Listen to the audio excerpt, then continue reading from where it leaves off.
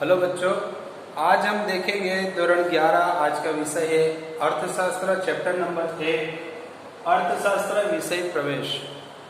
तो सबसे पहले हम लोग यहाँ पर जानेंगे अर्थशास्त्र का अर्थ क्या है।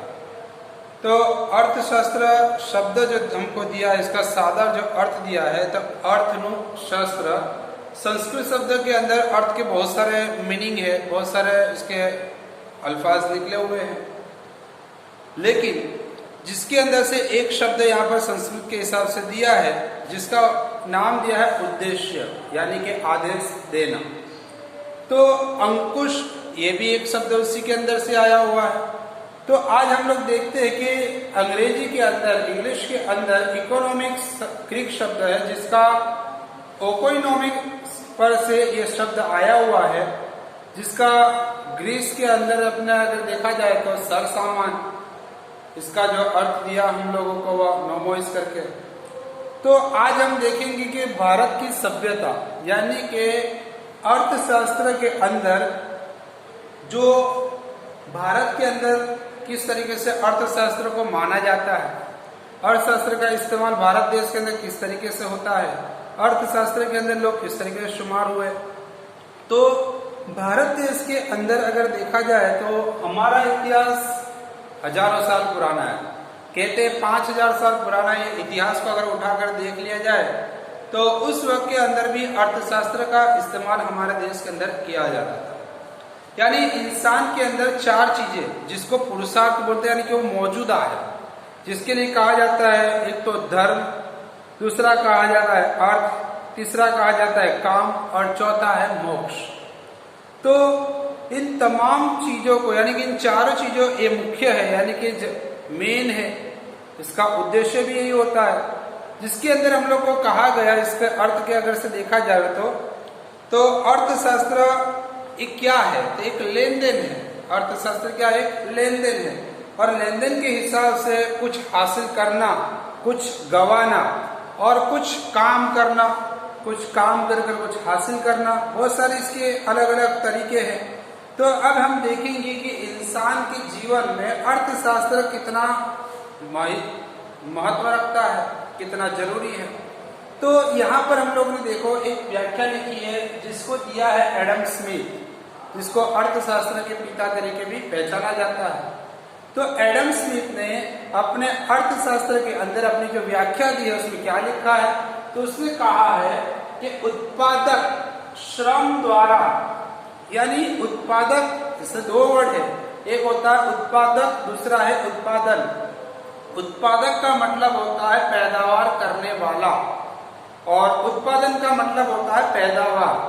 तो यहाँ पर हम लोग को दिया है उत्पादक श्रम, श्रम यानी मेहनत, द्वारा यानी उसके जरिए, उत्पन्न यानी पैदावार, थयेला यानी कि जो पैदावार हुआ, भौतिक संपत्ति यानी कि कुदरती संपत्ति। इंसान के जरिए से, इंसान की मेहनत के जरिए से जो भी पैदावार हुआ और उसके अंदर कुदरत ने अपना हिस्सा दाखिल किया, और उसको उत्पन्न करने के बाद, उसका इस्तेमाल करने के बाद, उसको आपस में एक दूसरे से लेन देन करना, एक दूसरे को देना, उसका अभ्यास करना, उसके बारे में जानकारी हासिल करने वाले शास्त्रों को क्या कहा?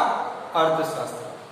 तो यहाँ पर एडम स्मिथ ने क्या बताया कि जो उत्पादक है, पैदावार करने यानी कि पैदावार करने वाला जो इंसान है, वो अपनी मेहनत करता है, और मेहनत करने से वो जो पैदावार हो रहा है, और कुदरत उसके अंदर अपना हिस्सा दाखिल कर रहा है, और कुदरत ने उसके अंदर हिस्से के अंदर अपने हिस्से को दाखिल किया और उसकी पैदावार को इजाफा किया, यानी कि बढ़ाया, और उस संपत्ति को, उस चीजों को उत्पादन करने के बाद उसका इस्तेमाल किया, लोगों की जरूरत को पूरा किया, आपस में दूसरों के अंदर बांटा उसको, और बांटने के बाद क्या किया है कि हर किसी की जरूरत को उसने पूरा किया, और लोगों की जरूरत जब पूरी होती है तो ऐसे अभ्यास को, अर्थशास्त्र का कहना ही यही है कि हर इंसान की अपनी जरूरत पूरी हो, यानी जो इंसान चाहता हो जरूरत के मुताबिक उसको मिल जाना चाहिए।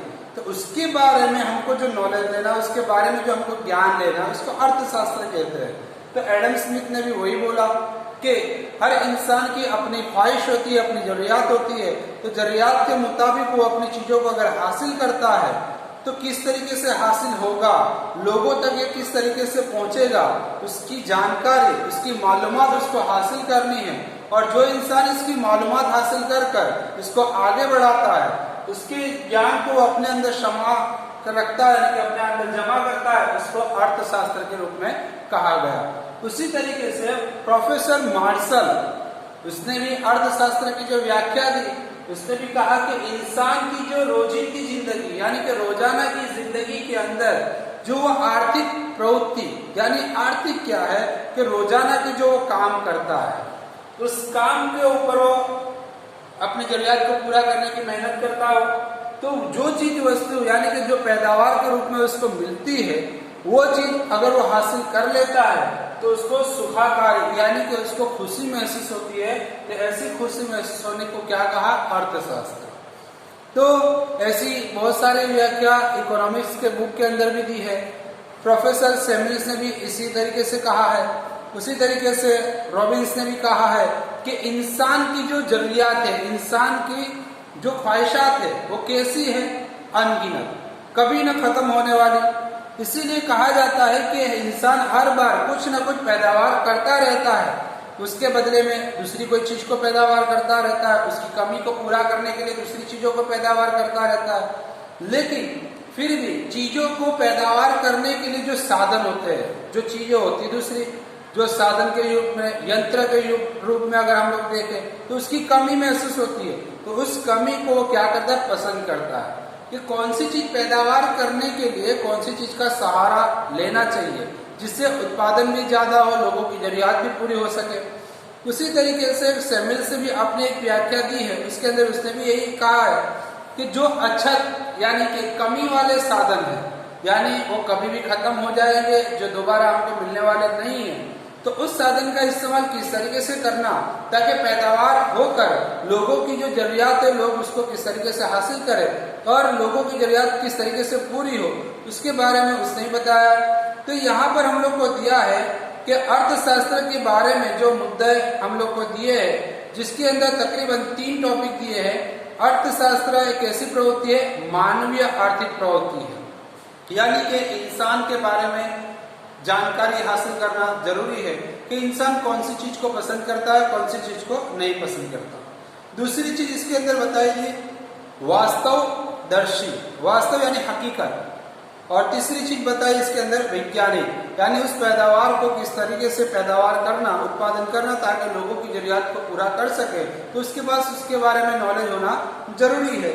तो यहाँ पर उसके बाद पहला एक टॉपिक दूसरा दिया है कि जिसके अंदर कहा जाता है कि इंसान की आर्थिक प्रवृत्ति और बिन आर्थिक प्रवृत्ति। अब आर्थिक प्रवृत्ति किसको कहते हैं, तो जैसे इंसान रोजाना मस्जिद में, मंदिर में जाता है, इंसान रोजाना चलने के लिए बाहर निकलता है, वॉक करता है। उसी तरीके से इंसान लोगों के साथ में दुकानों के ऊपर बैठता है, खाना पीना वगैरह उसके साथ में होता है। तो ये सारी चीजें जो है वो क्या है, आर्थिक प्रवृत्ति है।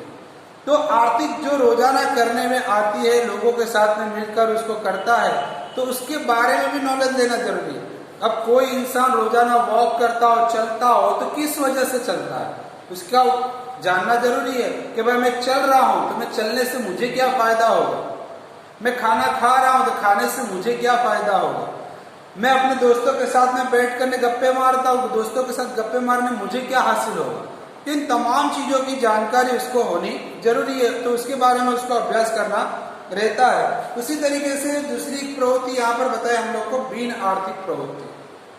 तो बिन आर्थिक प्रवृत्ति के अंदर हम लोग को क्या बताया कि इंसान सिर्फ नफा कमाने के लिए नहीं बल्कि खुशी महसूस करने के लिए वो काम करता है, सेवा का काम, मेहनत करता है, उसको कुछ हासिल होने वाला नहीं है। जैसे इसकी मिसाल देकर बताया कि माँ अपने बच्चे से मोहब्बत करती है, तो मोहब्बत क्यों करती है, क्योंकि उसको अपने बच्चे से प्यार होता है। अब बच्चा उसको क्या देगा, कुछ भी नहीं। तो एक प्यार होता है जिसकी वजह से माँ बच्चे से, बच्चा माँ से प्यार करता है, उससे कुछ हासिल होने वाला नहीं है। तो ऐसी बहुत सारी चीजें हैं जो आर्थिक और बिन आर्थिक प्रवृत्ति के अंदर भी होती है। तो बहुत एक एग्जाम्पल और भी है, जिस तरीके से किसान है, अब किसान को मोटरसाइकिल यानी कि बाइक की जरूरत है, तो तो उसको अगर बाइक हासिल करनी है तो कैसे हासिल करेगा? ठीक है, वो किसान अपनी जमीन के ऊपर मेहनत करेगा, पैदावार को बढ़ाएगा। अब पैदावार को बढ़ाएगा, पैदावार जो होगी उसको बाजार के अंदर जाकर बेचेगा। अब बेचने से उसको क्या होगा? पैसा हासिल होगा। पैसा हासिल होगा तो अपनी जरूरियात की चीजों को, अपने जरूरियात के सामान को वो खरीद सकता है। तो ये एक आर्थिक प्रवृत्ति है। उसी तरीके से अगर जिस तरीके से टीचर्स किसी बच्चे को पढ़ाते हैं कि एक उस्ताद अपने बच्चों को पढ़ाता है तो बच्चे वो डिग्री हासिल करेंगे। डिग्री हासिल किस लिए करेंगे? नौकरी पाने के लिए। नौकरी क्यों करेंगे? पगार पाने के लिए। पगार क्यों लेंगे? क्योंकि भाई अपनी जरूरियात को पूरा करने के लिए। तो ये भी एक आर्थिक प्रवृत्ति हुई। जिस तरीके से दूसरे की एग्जाम्पल दिए कि इंसान को शौक के खातिर नहीं होता। इंसान शौक के खातिर होटल में खाना खाने गया, तो होटल में खाना खाने जाने से क्या हुआ भाई कि उसका खर्च होगा और उसकी जरूरियात भी पूरी हो जाएगी। उसका शौक था कि मैं होटल में खाना खाऊं, खर्च होगा, भले खर्च होगा, लेकिन उसकी जरूरियात के मुताबिक वो खर्च भी करेगा और उस सामान को हासिल भी करेगा। थिएटर में मूवीज देखने जाता है, ये भी एक खर्च करता है। यानी कि खर्च करने से लेकिन उसका मनोरंजन जो होता है वो मनोरंजन उसको हासिल होता है। उसी तरीके से खेतर में काम करने वाला, जो मेहनत करने वाला जो मजदूर होता है, किसान होता है, वो मेहनत करता है, श्रम करता है और श्रम करने से उसको क्या होता है? पैदावार हासिल होती है। उसी तरीके से स्कूल के अंदर पढ़ने वाले बच्चे जो होते हैं, तो बच्चों को पढ़ाने वाला जो उस्ताद होता है वो क्या? देखिए, पढ़ाने का श्रम, वो भी मेहनत तो करता है, वो सेवा देता है। अब सेवा के बदले में उसको क्या मिलेगा? पगार मिलेगा। यानी कि वो पगार यानी आवक उसको मिल रही है। तो आवक के एतबार से ये सारी प्रवृत्ति जो है वो आर्थिक के अंदर शुमार होती है कि जो इंसान जो मेहनत करता है तो मेहनत में से अपने पास कुछ हासिल करने के लिए मेहनत करता है। तो जो भी मेहनत उसने की कुछ हासिल करने के लिए, तो ऐसी चीजों को अर्थशास्त्र के अंदर अर्थशास्त्र के रूप में कहा गया। एडम स्मिथ ने भी वही कहा कि अर्थशास्त्र क्या है कि लोगों की जरूरियात को पूरा करना। लोग अपनी जरूरियात को पूरा करने के लिए जो बेतौड़ मेहनत करते हैं और मेहनत करने से कुछ हासिल करते हैं, जिससे उनको क्या होती है? खुशी महसूस होती है और लोगों की जरूरियात को पूरा करने में इतनी मेहनत करते हैं जिसकी वजह से वो अपने जिंदगी को आराम से गुजार सके। तो भारत देश के अंदर भी अर्थशास्त्र एक महत्व का स्थान है, महत्व का एक इमारत है, जिसके अलावा हमारा देश तरक्की कर नहीं सकता। तो अर्थशास्त्र के अंदर उसका अभ्यास करना, उसके बारे में मालूमात हासिल करनी जरूरी है, ताकि भारत देश को भी अर्थशास्त्र के माध्यम से हम ऊपर ला सकते हैं। जिस तरीके से हम दूसरे देशों के साथ में लेन देन करते हैं, तो लेन देन भी क्या है? अर्थशास्त्र है।